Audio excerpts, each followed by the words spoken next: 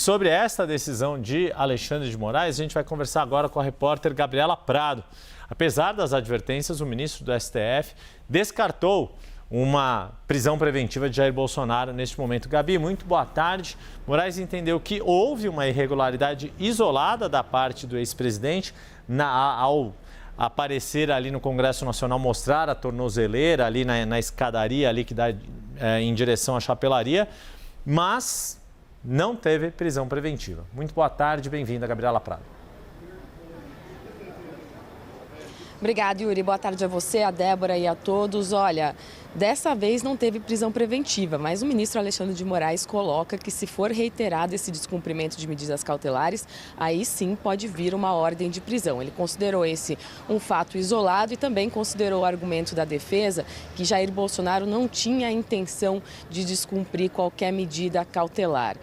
O ministro Moraes, ele recusou os embargos de declaração, que é esse recurso que a defesa fez para pedir explicações, tentar tirar dúvida desse ponto da medida cautelar que proíbe o uso das redes sociais, principalmente por meio de terceiros. Mas apesar dele ter negado esse recurso, ele sim tenta explicar a decisão dele, apesar de ainda, como a Débora trouxe para a gente, as pessoas, a defesa, o próprio ex-presidente terem dúvidas do que ele pode ou não fazer. Então, Moraes diz o seguinte, que em nenhum momento ele proibiu qualquer tipo de entrevista do ex-presidente Jair Bolsonaro, mas que ele não pode utilizar as redes sociais nem por meio de terceiros, nem em declarações públicas, entrevistas, para cometer crimes. E do que ele está falando? Dos crimes investigados no inquérito que apura essa articulação de Eduardo Bolsonaro nos Estados Unidos para trazer sanção a autoridades brasileiras e até com um tarifaço. Esse inquérito partiu ali da ação penal, da tentativa de golpe de Estado, é uma outra investigação,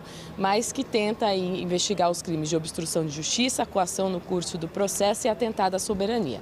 Então, o que o ministro está dizendo é o seguinte, você pode dar declarações públicas, mas se reforçar as medidas, por exemplo, de constrangimento ao judiciário e falar que a tentativa de golpe de Estado, o processo em curso é um processo que tem problemas dentro do Supremo Tribunal Federal, aí você está sujeito a sanções. E não pode fazer isso nem por meio de outros perfis. E ele ainda cita um exemplo falando que existe um modus operandi criminoso, que seria essa articulação de aliados, inclusive do filho dele que é investigado, o deputado federal licenciado Eduardo Bolsonaro, para fazer esse constrangimento ao judiciário. Olha, sobre o dia do ex-presidente, depois dessa decisão ele foi a um culto aqui em Brasília, ele chorou nesse culto, principalmente quando a ex-primeira-dama Michele Bolsonaro estava discursando.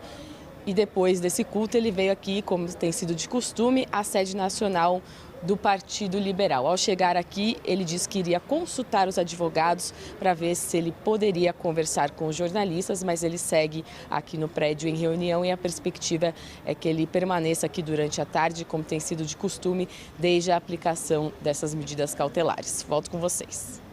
Muito obrigada, Gabriela Prado, falando ao vivo aqui de Brasília.